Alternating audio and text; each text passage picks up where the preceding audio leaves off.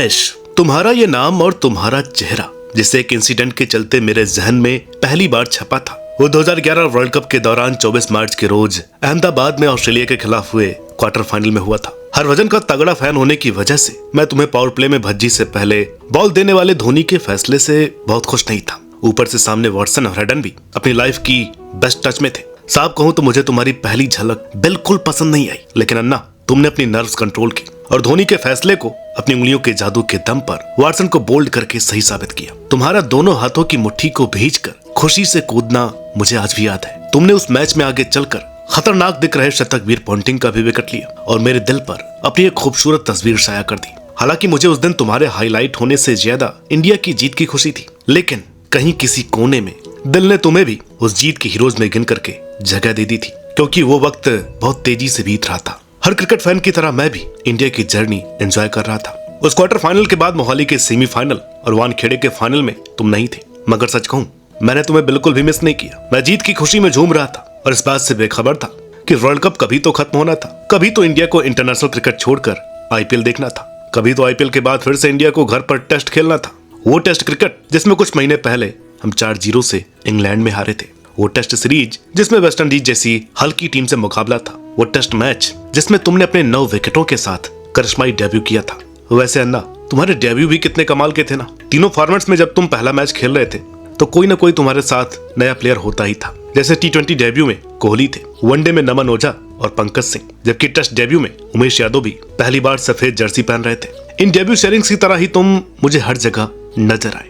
शांत स्वभाव के साथ अपना करते जाना, ज्यादा लाइमलाइट और शोर में नहीं रहना। लेकिन ये तो इंडिया है, यहाँ आपकी सक्सेस से ज्यादा आपके फेलियर पर बातें बनती हैं। जैसे तुम्हारी डेब्यू सीरीज में 22 विकेट और 1 सेंचुरी के साथ 121 रनों के दम पर मैन ऑफ द सीरीज बनने से ज्यादा चर्चा वानखेड़े में तुम्हारे हल्के भागने के कारण सिर्फ 1 रन से ड्रॉ होने पर खूब टांग खिंचाई हुई।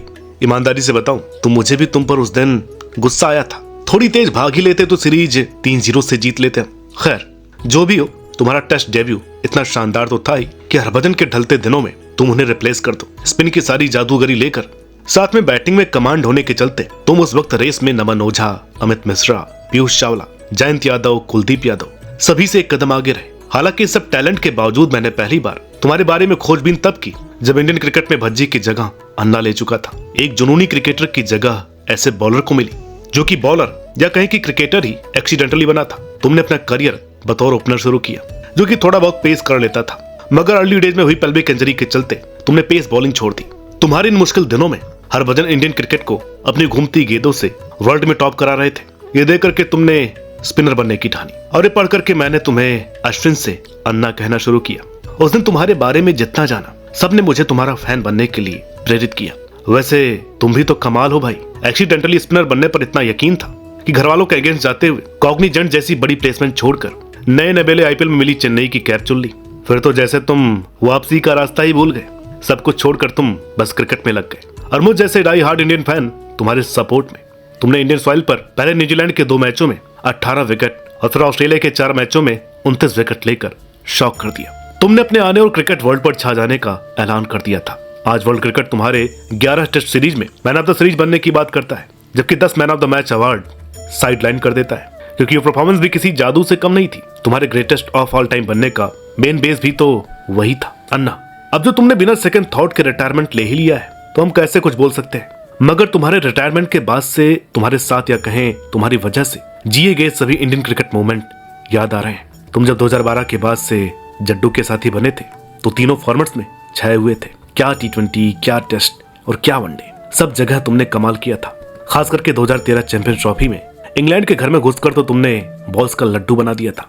नुआन कुलशेखर आज भी अपनी लेग साइड से मिडिल स्टंप्स की बल्स गिरने पर अफसोस में है। तुमने हर मैच में फिरकी दिखाई, लेकिन सबसे खास था चैंपियन ट्रॉफी फाइनल जैसे बड़े प्रेशर को सोख कर 6 बॉल्स में 14 रन डिफेंड करना। मैं जब भी उस आखिरी ऑफ स्पिन के मिस होने पर धोनी को उछलता देखता हूँ, हर बार बस तुम्हारे होने से मिलने वाले दर्जनों ऐसे लम्हे याद आ जाते हैं। वो लम्हे जिनका तुम बड़ा हिस्सा थे, मगर तस्वीरों में याद कोई और किया जाता है, जबकि तुम याद किए जाते हो बस कारनामों के लिए। जैसे 2014 T20 वर्ल्ड कप में तुमने किया था, पूरे वर्ल्ड कप छाए रहे, बैटर्स को रनों के लिए तरसा दिया और फिर सेमीफाइनल में अमला को ऐसी बॉल पर बोल्ड किया जैसे बॉल ऑफ द सेंचुरी तक गिना गया। वैसा नहीं कि तुमने बस झंडे ही गाड़े। मैंने तुम्हें 2015 वर्ल्ड कप सेमीफाइनल और 2016 T20 सेमीफाइनल में हार के लिए खुद को जिम्मेदार ठहराते हुए देखा है, मगर 2014 एशिया कप के वर्चुअल नॉकआउट में शाहिद अफरीदी के 2 छक्कों के बाद इतना परेशान और खौफ में कभी नहीं देखा था।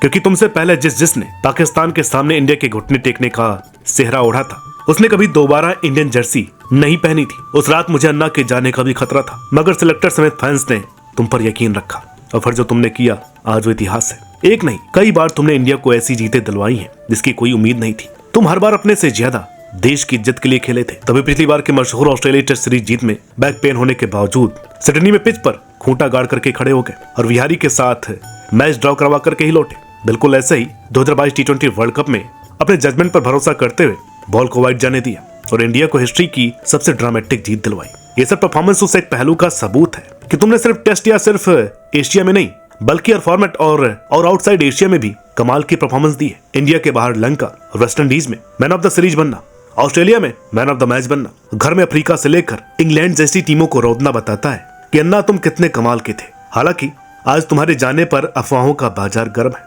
कोई तुम्हारे एकदम से जाने को गंभीर की नाकामयाबी बता रहा है तो कोई तुम्हारे फैसले को बेवकूफी। कोई चाहता है कि तुम कुछ साल और खेलते तो कोई कह रहा है कि पहले ही रिटायर हो जाना चाहिए था। मगर जो तुम्हें शुरू से फॉलो कर रहा है वो जानता है कि तुम्हारा और कंट्रोवर्सी का चोली दामन का साथ है। शायद बहुत से लोग जानते भी नहीं है कि तुम्हारे इंडिया के लिए हुए टेस्ट डेब्यू पर भी कंट्रोवर्सी हुई थी। दरअसल उस time BCCI board chairman N Srinivasan थे, क्योंकि वो भी तुम्हारे होम टाउन चेन्नई से थे, इसलिए उनके सपोर्ट से तुम्हें चांस मिलने वाली बातें हुई थी। फिर कुछ सालों बाद तुम बटलर को मांकड़ आउट करने वाले मुद्दे पर कंट्रोवर्सी में थे। जहां तुम सही थे या गलत मुझे पता नहीं, मगर तुमने बटलर को उस तरह से आउट किया था तो कुछ सोच करके ही मांकड़ किया होगा। अन्ना तुम मैदान में और मैदान के बाहर तो लड़े भी बहुत हो। पेन हो, स्मिथ हो, एंडरसन हो, बटलर हो, स्टोक्स हो, तुम्हें अगर किसी ने उंगली दिखाई तो तुमने उसे तमाचा दिखाया। भला ऐसा हो भी क्यों ना, तुम अपने गेम के टॉप के आर्टिस्ट हो, किसी से दबने का तो सवाल ही पैदा नहीं होता। यही वजह है कि आज जब एहसास होता है कि अब तुम इंडिया के लिए खेलते नहीं दिखोगे तो मन भर आता है। तुम क्रिकेट के लिए ही नहीं इंडिया के लिए भी गौरव हो। तुमने टेनिस क्रिकेट कार्तिक शेखर को 2007 में टेनिस बॉल को ड्रिफ्ट और टर्न कराते देखकर कैनन बॉल फेंकने का तरीका सीखने से अपनी आर्ट को परफेक्ट और वेरिएशन से भरपूर करने की ऐसी शुरुआत की कि आज तक सफर जारी है। इंटरनेशनल क्रिकेट कुछ मिस करे या ना करे, अन्ना मगर कभी तुम्हारे रनअप को 3 कम छोटा करना तो कभी तुम्हारे रनअप को पेसर जितना लंबा करना जरूर मिस करेगा। वर्ल्ड क्रिकेट तुम्हारे अंपायर के पीछे से जाने या अंपायर को क्रॉस करके आने वाले छलावे पर भी बात करता रहेगा। तुम्हारे विकेट से एकदम चुपके और बॉलिंग क्रीज के एकदम एज से बॉल डालने को भी बहुत से लोग कॉपी करेंगे। तुम्हारे एकदम से मलिंगा स्टाइल स्लिंगर आर्म और एक्शन के दौरान पॉज पर लोग अभी भी आश्चर्य कर ही रहे हैं। अन्ना तुम एक अकेले 10 प्लेयर के बराबर हो। तुम कभी सीम से बॉल फेंक कर 105 की स्पीड निकालते हो तो कभी 72 की स्पीड से हल्की बॉल भी फेंक देते हो। तुम अगले क्षण क्या कर दो ये कोई नहीं जानता। तुम्हारा रिटायरमेंट एक ऐसा ही फैसला है। इस वक्त मुझे बस यही ख्याल लौट लौट करके आ रहा है कि अन्ना जा रहे हो, जाने में कोई खराबी नहीं है। कम से कम ग्राउंड से तो विदा लेते। तुम प्रेस कॉन्फ्रेंस में माइक के सामने से नहीं, ग्राउंड से कंधों पर बैठ कर जाना डिजर्व करते हो।